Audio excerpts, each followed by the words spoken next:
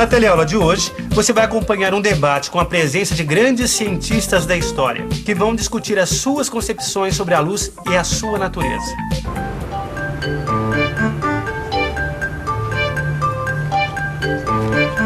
Rosinha, eu tava doida pra te encontrar. Eu vi uma coisa muito legal nesse fim de semana. Nossa, que entusiasmo, Maristela. O que foi que você viu? Olha só, lembra daquele meu amigo Ernesto? Então ele fez uma peça de teatro. Não, era um texto super criativo que tentava descrever a natureza da luz. Nossa, então me conta, porque essa semana eu vou ter um provão justamente sobre ondas e ótica. Escuta, como é que é a peça? Olha só, era a história de um entrevistador que tinha uma nave que podia caminhar através do tempo. Olha só, deste modo, ele pôde reunir vários cientistas num grande debate. Então imagina, grandes homens que morreram há muito tempo atrás, em séculos diferentes, reunidos no mesmo palco. Não, o Ernesto, meu amigo, fez o papel do entrevistador, foi o maior sucesso na escola. Tá bom, então me conta, mas me conta desde o comecinho. Tá bom, olha só, o primeiro entrevistado foi nada mais, nada menos do que Galileu. Uau! Meus amigos, vamos iniciar nesse instante um debate verdadeiramente histórico. E o objetivo dele é procurar entender o que é a luz. Para isso, nós vamos contar com a colaboração de cientistas eminentes de várias épocas que se defrontaram com esse difícil problema. Em primeiro lugar, vamos procurar discutir qual é a velocidade da luz. E em seguida passar para a discussão da natureza da luz e esperamos que essa discussão possa realmente nos trazer a luz. Primeiramente, vamos ouvir o senhor Galileu Galilei, esse genial pioneiro da física e da astronomia modernas, que nasceu na Itália em 1564. Senhor Galileu, o que o senhor tem a nos dizer sobre a velocidade da luz? Antes de tudo, eu queria agradecer o convite para participar do debate. E devo dizer também que eu não fui o primeiro a se preocupar com o assunto. E outros que estão aqui, que vieram em séculos posteriores, poderão dar uma resposta mais positiva do que eu. Mas o que eu fiz foi o seguinte: subi ao topo de um morro durante uma noite e pedi para que meu assistente subisse em outro morro distante. Nós dois tínhamos lanternas. Bem, eu já estava preocupado com a velocidade da luz e sabia que ela era mais rápida que o som, pois numa tempestade, primeiro vemos o raio, para só depois ouvirmos o trovão. No início, as duas lanternas estavam cobertas. Primeiro, eu descobria a minha e iniciava a contagem do tempo. Quando meu assistente via a luz da minha lanterna, descobria a dele. Logo que visse a luz, marcava o tempo gasto. Foi aí então que eu descobri que a velocidade da luz era infinita, ou muito grande, pois ela voltava num espaço de tempo quase nulo. Muito grande, volta num espaço de tempo quase nulo. Percebo que o senhor Newton está um tanto agitado. Acho que ele gostaria de fazer algum comentário. Com a palavra, então, o senhor Isaac Newton, o gênio científico inglês do século XVII. É um grande prazer poder conversar com o grande pioneiro Galileu Galilei. Mas minha primeira pergunta é simples. Como é que o senhor media o tempo? Meu caríssimo Newton, na minha época, os relógios ainda não eram bem desenvolvidos. Mas nós precisávamos de alguma coisa que medisse os intervalos de tempo iguais. Foi aí que eu decidi usar as batidas do meu coração. E ele bateu apenas uma vez, entre a ida e a volta da luz. Agora eu queria propor uma outra questão. Pelos meus cálculos, a velocidade da luz no ar é finita. É muito grande, como o senhor mesmo disse, mas é finita.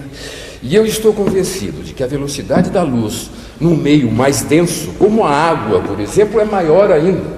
A mesma coisa acontece com o som. O som em metais é mais veloz do que no ar. É desse modo que podemos explicar a refração.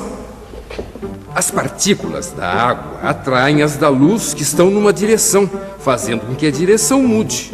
quanto mais denso o meio, mais a luz vai se desviar. O que é que o senhor pensa disso? É mesmo incrível a ideia dessa peça, você não acha? Não, eu também estava assistindo. Bom, quando o Newton fez essa pergunta, foi a maior agitação. Todo mundo queria falar ao mesmo tempo. O próprio Galileu resolveu ceder a vez para outros cientistas. E aí, um matemático francês chamado Pierre de Fermat, também do século XVII, pegou a vez e discordou do Newton. Ele tinha uma teoria interessante para descrever como a luz vai de um ponto a outro. Ele usa o princípio do caminho mínimo. Bom, para exemplificar melhor o que seria isso, ele deu um exemplo bem simples. Imagine um pássaro que esteja sobre um muro numa posição A. Ele quer ir até o chão e voar em seguida para um ponto B, numa árvore. Qual é a trajetória mais curta entre esses dois pontos? Ora, dentre todas as trajetórias que a gente pode escolher, a mais curta vai ser sempre aquela em que os ângulos alfa e beta são iguais. Exatamente como você já viu no caso da reflexão. Para a refração vai acontecer o mesmo, ou seja, a luz anda sempre pelos caminhos mais curtos. Por isso, na opinião de Fermat, nos meios densos, a velocidade da luz vai ser menor que no ar. Aí começou uma grande confusão, todo mundo queria falar ao mesmo tempo, Rosinha. Aí o Ernesto, quer dizer, o entrevistador, teve que colocar ordem na casa. O que eu achei mais incrível nessa peça foi a ideia de mostrar o engenho de tantos cientistas para conseguir, através dos tempos, chegar a conclusões de problemas dificílimos de resolver, né? Mas você não viu nada, Rosinha.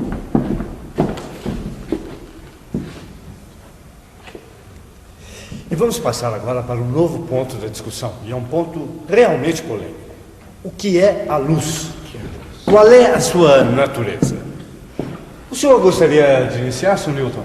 Perfeitamente. Para mim, a luz é constituída por pequenas partículas que são emitidas pelos corpos. Essas partículas têm tamanhos e formas diferentes. Sei que alguns cientistas, como Huygens, acreditam que a luz seja não uma partícula, mas uma vibração.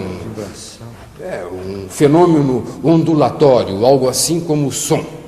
Mas a esses cientistas eu perguntaria o seguinte: se a luz é uma onda, por que ela anda sempre em linha reta e não contorna obstáculos? Ora, meus senhores, as ondas do mar contornam obstáculos, não é verdade? Sim, sim. E a mesma coisa não ocorre com as ondas sonoras. Podemos ouvir o que uma pessoa fala mesmo se entre ela e nós houver um obstáculo. Isso é porque, no caso do som, existe a difração. E, ao que tudo indica, não temos difração no caso da luz. Uau, o Newton foi categórico mesmo, hein? Foi? Eu não saberia como sair dessa. Mas lá só tinha gênio, não é, Rosinha? Olha, foram levantadas várias questões contra Newton. A principal foi do Young. Olha, ele defendeu a posição do Huygens que o próprio Newton havia citado e disse que podia mostrar a difração da luz. Ué, como? Mais ou menos desse modo. Olha só, observa aqui, ó, Rosinha. A luz do laser é um feixe bem fininho que forma uma pequena mancha no anteparo. Tá vendo? Observe agora, me empresta um fio de cabelo teu aqui. Ai, caiu aqui, ó. Aqui. Observe agora, olha. A luz contorna o fio do cabelo e forma uma série de manchas que não apareciam antes. A luz foi desviada pelo fio de cabelo. Ela sofreu uma difração. Ué, mas e agora? Como será que a luz chegará até nós? Chegará em bolas, quer dizer, em partículas? Ou será que ela vem em ondas? É uma perguntinha difícil de responder. Parecia naquele ponto que a discussão estava pendendo mais para o lado do Young. Mas Newton, ainda que soubesse que sua teoria não resolvia essa questão, não estava contente com a ideia de que a luz é uma onda. Contra esse argumento, colocou a seguinte questão: como é que essa teoria explica o fato de que a luz atravessa certos cristais, chegando até haver uma extinção da intensidade luminosa? Então Young explicou que a sua teoria diferenciava da teoria de Huygens, segundo a qual a luz vibra na mesma direção em que caminha, exatamente como faz o som, como mostra este esquema. Mas acontece que a teoria que Young desenvolveu juntamente com seu amigo físico francês Augustin Fresnel dizia que a luz vibra numa direção perpendicular à que caminha. Com isso, Young explicava o comportamento da luz nos cristais. Desse modo, a teoria corpuscular, ou seja, que a luz é constituída de partículas emitidas pelos corpos, formulada por Newton, estava perdendo terreno. Ainda mais quando o físico escocês que viveu no século passado, James Clerk Maxwell, deu seu depoimento.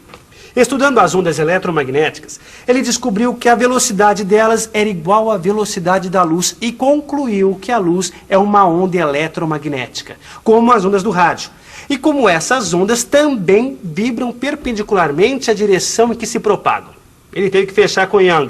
Mas quando parecia que a opinião de que a luz é uma onda era uma verdade absoluta, surgiu o gênio da relatividade. Viagem no espaço. Acaba de chegar para o nosso debate o físico Albert Einstein, famoso pela sua teoria da relatividade. Gostaria de me desculpar pelo atraso, mas não pude resistir ao chegar a esse futuro à tentação de ver os progressos produzidos do meu tempo para cá. Acabei vendo parte do debate pela televisão e gostaria de dar o meu depoimento. Bem, era conhecido o fato de que quando a luz incide sobre determinados metais, ela é capaz de arrancar elétrons dos mesmos. A este fenômeno damos o nome de efeito fotoelétrico. Efeito fotoelétrico. Exatamente. Mas o que me intrigava era que a energia com a qual os elétrons saíam não dependia da quantidade de luz que incidia sobre a placa. Por exemplo, uma luz vermelha muito forte poderia não conseguir arrancar os elétrons, enquanto que uma luz violeta de baixa intensidade conseguia. Então concluí que o ponto crucial era o comprimento da onda. Aí utilizei um raciocínio que um outro físico chamado Planck já tinha usado. Esse raciocínio dizia respeito ao fato da energia aparecer em quantidades que são sempre um múltiplo de uma certa quantidade muito pequena. Poderíamos dizer pacotinhos de energia. Então usei esse raciocínio para o efeito fotoelétrico e resolvi o problema. Descobri que a energia luminosa vem sempre em pequenas porções, em pequenos pacotes que são chamados de quantum de energia. E quem carrega essa energia é uma partícula. E essa partícula nós chamamos de fóton. Bom, o que o senhor está querendo dizer, apesar de todas as deduções em contrário, que a luz é uma partícula e não uma onda? A conclusão a que cheguei é que a luz possui uma dupla natureza. Ora ela se comporta como partícula, ora como onda. Partícula e onda. Eis o que é a luz. Puxa, Maristela, eu adoraria ter assistido essa peça, Olha, viu? foi ótima mesmo, a Rosinha foi bem didática e mostra que em ciências nenhuma explicação é eterna e que essas discussões nos ajudam a entender a natureza. E me ajudam a preparar melhor pra prova, né? Aliás, eu acho que eu vou fazer uma boa revisão, viu? Vamos nessa! E atenção, se liga aí que é a hora da revisão. Na teleaula de hoje, você assistiu à encenação de um debate que reuniu cientistas de várias épocas da humanidade. E neste debate, discutiu-se, entre outras coisas, a velocidade da luz. Nesta teleaula você aprendeu também que inicialmente pensava-se que a luz fosse uma partícula. Depois, a luz foi interpretada como uma onda. E nos dias de hoje, aprendeu também que a luz pode ser considerada tanto partícula como uma onda. Finalmente constatou que, em ciências, as ideias são mutáveis e não existem certezas eternas.